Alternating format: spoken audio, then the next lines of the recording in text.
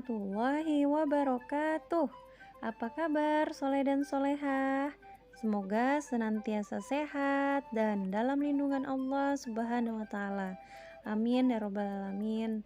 Hari ini bertemu kembali dengan Ustazah Ilmi. Kita fokus ya pembelajaran tema 3, subtema 1, aneka benda di sekitarku. Pembelajaran 5 dan 6. Kita awali ya dengan mengucap basmalah. Bismillahirrahmanirrahim. Bisa dibuka ya bukunya halaman 17. Nah, sebagai seorang muslim, kita perlu meniru cara hidup Rasulullah Shallallahu alaihi wasallam dalam bermusyawarah. Karena beliaulah suri tauladan yang baik dan paling layak dijadikan sebagai panutan dalam seluruh aspek kehidupan kita. Dalam bermusyawarah ada di dalam Quran Surah Al-Imran ayat 159 yang artinya, maka berkat rahmat Allah lah engkau Muhammad berlaku lemah lembut terhadap mereka. Sekiranya engkau bersikap keras lagi berhati kasar, tentulah mereka akan menjauhkan diri dari sekitarmu. Karena itu, maafkanlah mereka dan mohonkanlah ampunan untuk mereka, dan bermusyawarahlah dengan mereka dalam urusan itu. Kemudian apabila engkau telah membulatkan tekad, maka bertawakallah kepada Allah. Sesungguhnya Allah mencintai orang-orang yang bertawakal. Maha benar Allah dengan segala firman-Nya. Tujuan pembelajaran hari ini yang pertama, Ananda dapat menemukan informasi penting dari teks tentang benda-benda di sekitar dan menyajikan dalam bentuk bagan. Kedua, peserta didik dapat mengidentifikasi kegiatan musyawarah. Yang ketiga, peserta didik dapat memahami kesetaraan satuan panjang. Menyajikan informasi tentang benda-benda di sekitar kita. Di halaman 17 ya nak. Informasi tentang benda-benda di sekitar dapat diperoleh dari teks yang kita baca. Kita dapat mengajukan pertanyaan untuk menggali informasi yang ingin kita ketahui dari teks. Setelah itu, kita dapat menyajikan informasi tersebut dalam bentuk bagan. Bisa disimak teks berikut, kita baca dengan cermat ya. Setelah itu, tuliskan informasi penting dari teks berikut dalam bentuk bagan. Benda dari logam, kaca, dan karet. 1. Benda dari logam. Logam diperoleh dengan cara ditambang atau digali dari dalam tanah. Logam memiliki sifat keras, kuat, penghantar panas yang baik, tidak menyerap air, dan dapat ditempa. Bahan yang termasuk logam antara lain besi, baja, tembaga, aluminium, dan emas. Logam bisa dimanfaatkan untuk membuat tiang bangunan karena sifatnya kuat. Misalnya besi dan baja. Logam bisa digunakan untuk peralatan masak karena sifatnya sudah menghantarkan panas. Misalnya aluminium. Aluminium dimanfaatkan untuk membuat panci, wajan, dan teko. 2. Benda dari kaca. Kaca dibuat dari bahan baku pasir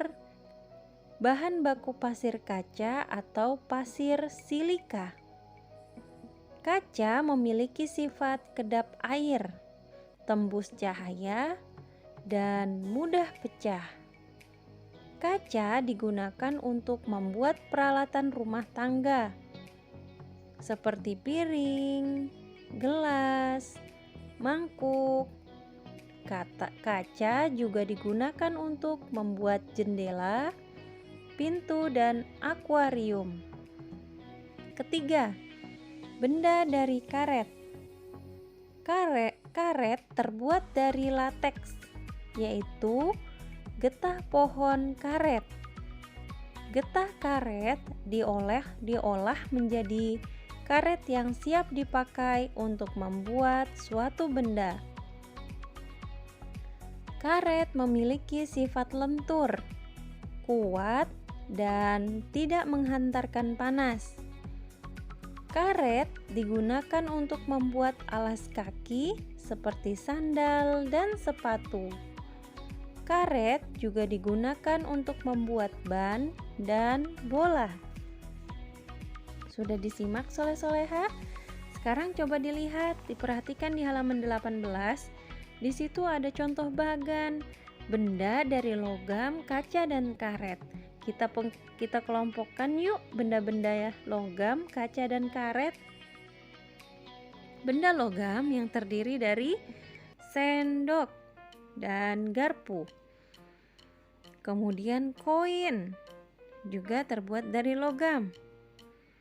Dan gembok juga terbuat dari logam. Apalagi yang tadi kita simak? Logam,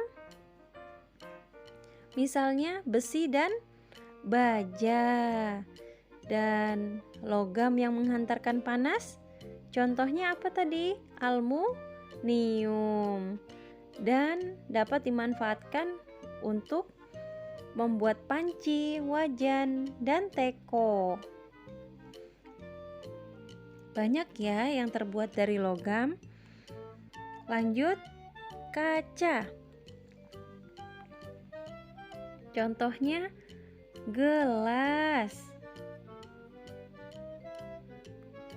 piring, dan kaca jendela. Kita lanjut. Yang terbuat dari karet adalah ban mobil atau ban motor, bola, dan alas sandal atau sepatu, agar sandal dan sepatu kita tidak licin. Nah, sudah paham ya soleh-soleha? Sekarang kita lanjut tentang bermusyawarah. Di halaman 18 kita sudah mempelajari bahwa sila keempat Pancasila bermakna setiap warga berhak menyampaikan pendapatnya dalam musyawarah. Nah, apa sih arti musyawarah itu, Nak? Musyawarah artinya adalah kegiatan membicarakan suatu kepentingan secara bersama-sama untuk mengambil keputusan. Musyawarah pengamalan sila keempat Pancasila. Berikut contoh-contohnya. Bermusyawarah bersama keluarga, misalnya untuk menentukan tema liburan keluarga, bisa, atau membicarakan tentang tugas-tugas yang akan dikerjakan di rumah. Kemudian ada lagi bermusyawarah bersama teman di sekolah.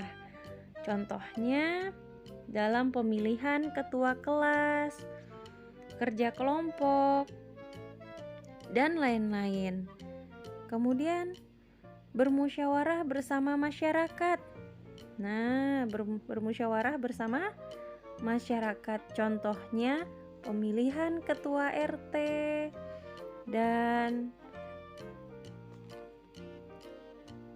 acara tentang Maulid Nabi yang akan dilaksanakan di sekitar rumah.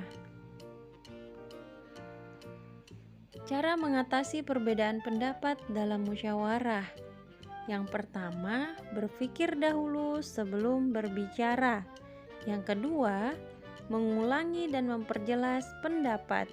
Yang ketiga, menggunakan nada dan volume suara rendah. Yang keempat, bersikap empati. Yang kelima, dengarkan pendapat lawan bicara. Sudah paham ya?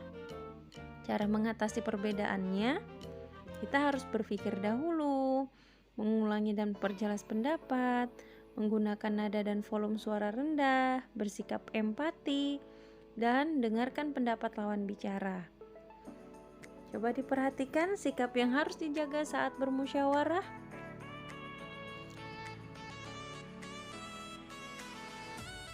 Nah, saat menyampaikan pendapat, sebaiknya kita melakukannya dengan sikap yang santun. Saat orang lain berpendapat, kita sebaiknya mendengarkan dengan seksama dan menghargainya. Menghargai pendapat orang lain merupakan kewajiban setiap anggota dalam musyawarah tersebut. Jika salah satu anggota tidak menghargai pendapat anggota lainnya, maka dapat menimbulkan perpecahan dan permusuhan. Perpecahan dan permusuhan dapat menghambat kelancaran jalannya musyawarah. Yang ketiga, hasil musyawarah merupakan keputusan terbaik yang disepakati bersama. Oleh karena itu, penting bagi setiap anggota musyawarah untuk memberikan pendapatnya sebelum keputusan diambil. Jika pendapat kita tidak digunakan dalam pengambilan keputusan, kita harus menerimanya dengan lapang dada. Nah, coba perhatikan, ada di halaman 19.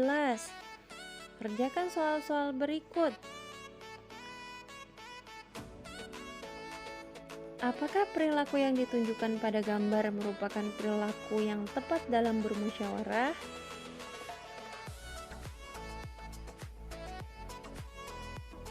Ya, benar, gambar tersebut merupakan perilaku yang tepat dalam bermusyawarah. Apa manfaat melakukan musyawarah seperti gambar di atas?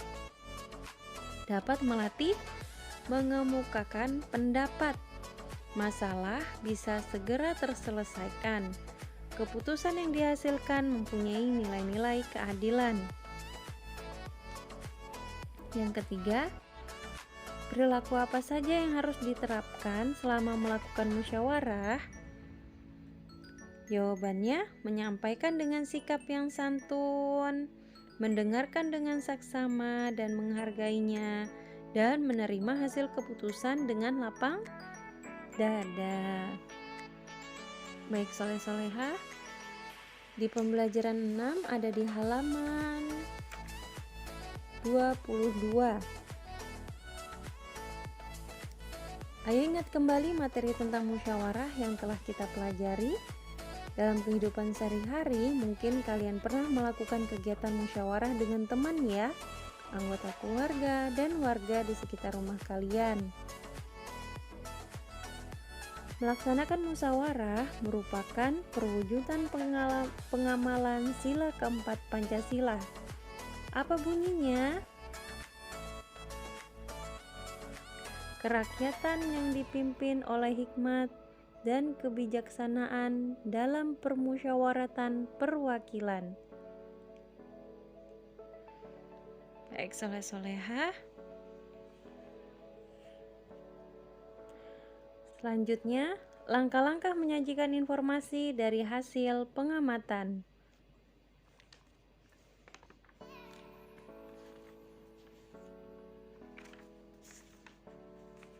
Di halaman 20, menyajikan informasi dari hasil pengamatan tentang benda-benda di sekitar.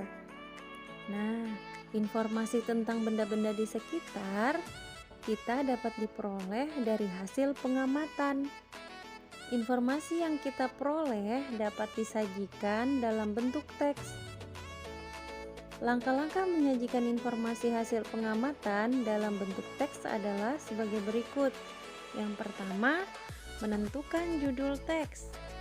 Yang kedua, membuat kerangka teks terdiri atas pembukaan, inti, dan penutup. Yang ketiga, membuat kalimat pembukaan. Yang keempat, menuliskan informasi penting dari hasil pengamatan.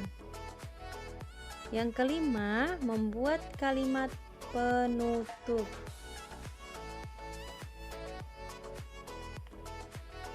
Coba diperhatikan di berikut contohnya ya. Dalam judul teksnya tentang pembuatan keranjang dari limbah plastik. Di sini ada gambarnya. Pernah lihat ya soleh-solehah?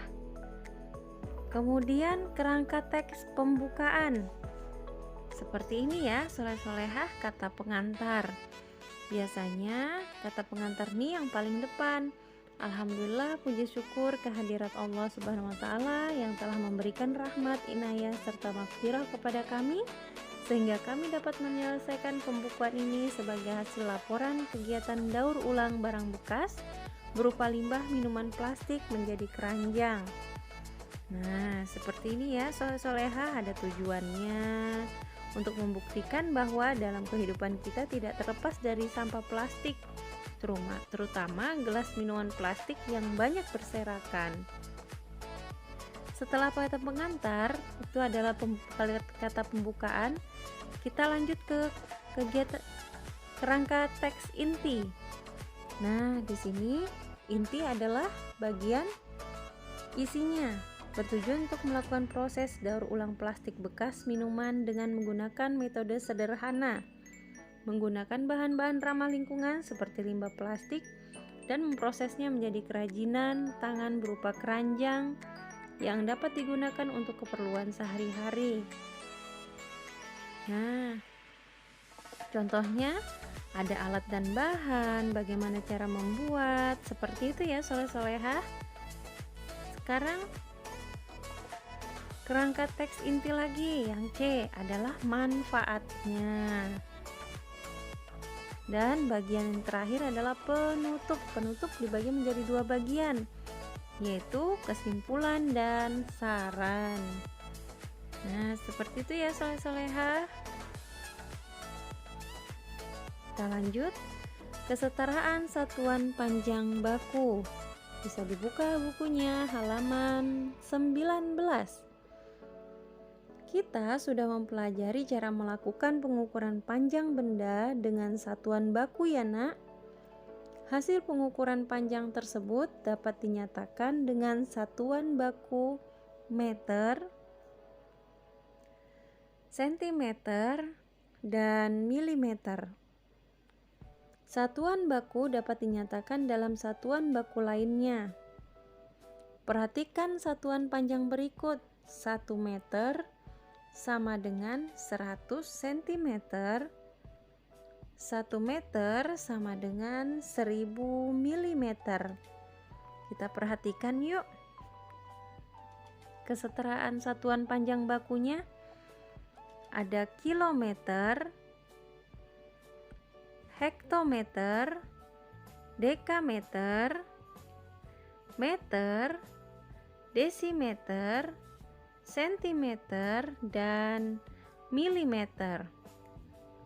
Dan singkatnya kilometer, km, hm, dam, mdm, cm, mm. Perhatikan, jika turun tangga itu dikali. Satu tangga, turun 1 tangga dikali 10. Jika 2 tangga dikali 100. Jadi kalau 2 tangga nolnya tambahin 2, berarti 100. Jika kilometer ke meter berapa tangga? 1, 2, 3. Jadi nolnya ada 3 dikali 1000. Jika naik tangganya ke atas, meter ke dekameter, contohnya dibagi berapa? Karena satu tangga dibagi 10. Atau kalau satu tangga tambahi nolnya 1. Jadi hanya 10. Jika 2 tangga tambahi nolnya 1 lagi. Jadi 100.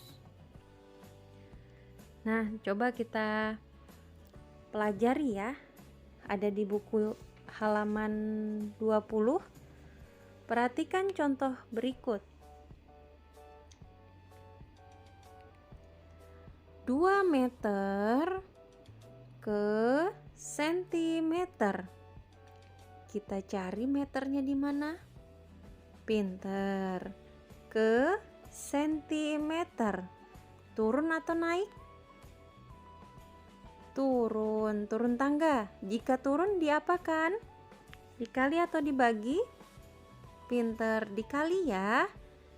1 meter ke desimeter, turun 1 tangga, dikali 10. Nah, kemudian desimeter ke sentimeter dikali 100. Jika 2 tangga, tambahi nolnya 2, jadi 100. Jadi 2 dikali 100 cm sama dengan 200 cm. Kita coba lagi. Nomor 2, 3 meter. Jadikan milimeter.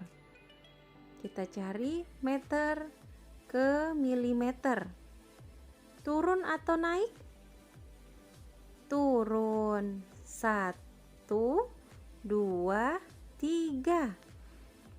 Meter ke desimeter dikali 10. Desimeter ke sentimeter dikali 100. Sentimeter ke milimeter dikali 1000. Atau jika turun tangganya 3 kali, 3 turun tangganya 3 kali, jadi nolnya tambahi 3, jadi 1000. 3 dikali 1000 mm sama dengan 3000 meter. Soleh-soleha sudah paham? Selanjutnya di halaman 20 ya, di nomor 3, 215 cm jadikan meter dan sentimeter. Jadi 200 cm ditambah 15 cm. 200 dibagi 100. 200 dibagi 100 sama dengan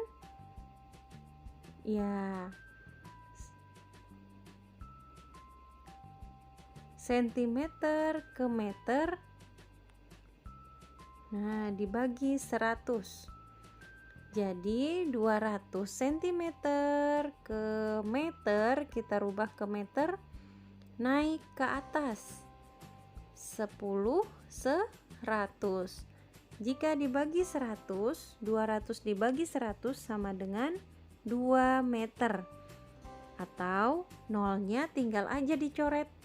Di sini ada 2 nolnya dan di sini juga ada 2 nolnya. Coret, coret, sama-sama 2 ya nolnya. 2 dibagi 1 tetap 2. Baik soleh-soleha, dan 15 cm itu tetap. Sudah paham? Selanjutnya yang nomor 4, 3 meter 25 cm. Meter ke sentimeter tadi turun berapa nak? Turun 2 ya, 2. Jadi 3 dikali 100 cm ditambah 25 cm. Nah, jadi meternya jadikan sentimeter. Karena meter ke sentimeter itu turun 2 tangga, jadi dikali 100. 3 kali 100 sama dengan 300. Tambah 25 cm-nya tetap. Hasilnya 325 cm. Nah, soleh-solehah, di Ayo Berlatih halaman 20, kalian bisa kerjakan di rumah dan berlatih saja nak ya di rumah. Semoga kalian bisa memahaminya. Baik soleh-solehah.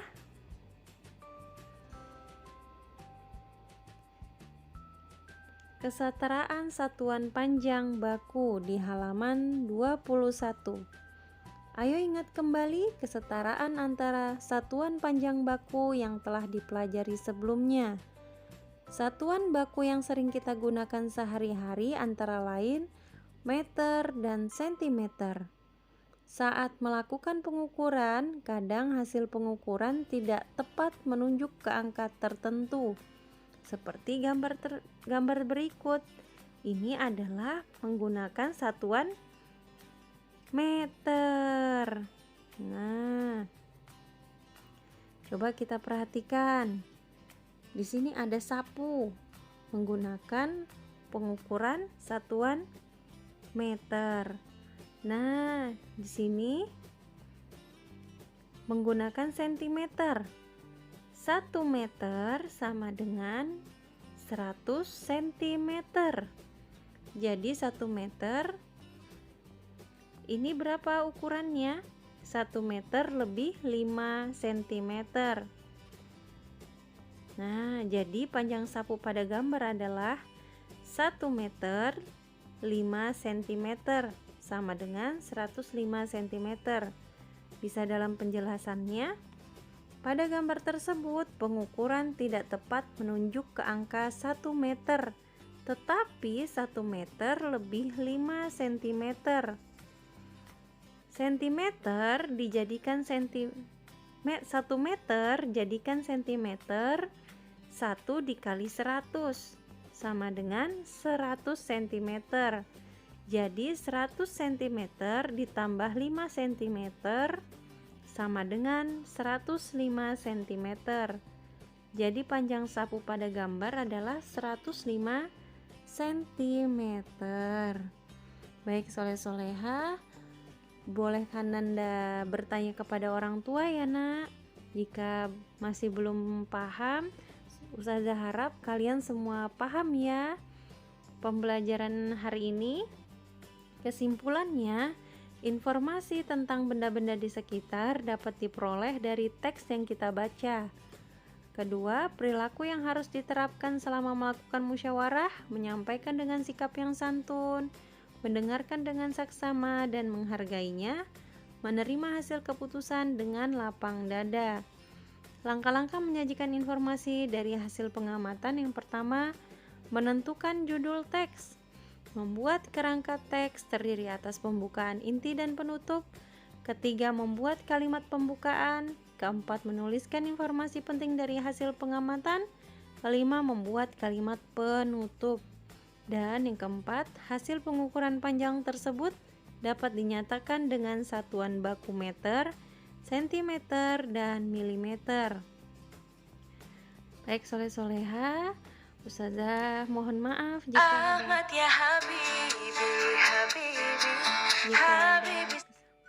mohon maaf jika ada kesalahan. Mohon maaf jika ada kesalahan Ustazah.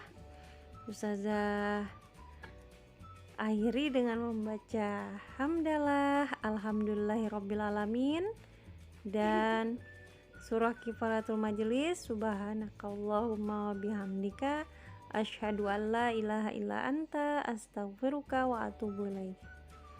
Dan jangan lupa ya mematuhi prokesnya, memakai masker dan mencuci tangan, menjaga jarak. Assalamualaikum warahmatullahi wabarakatuh.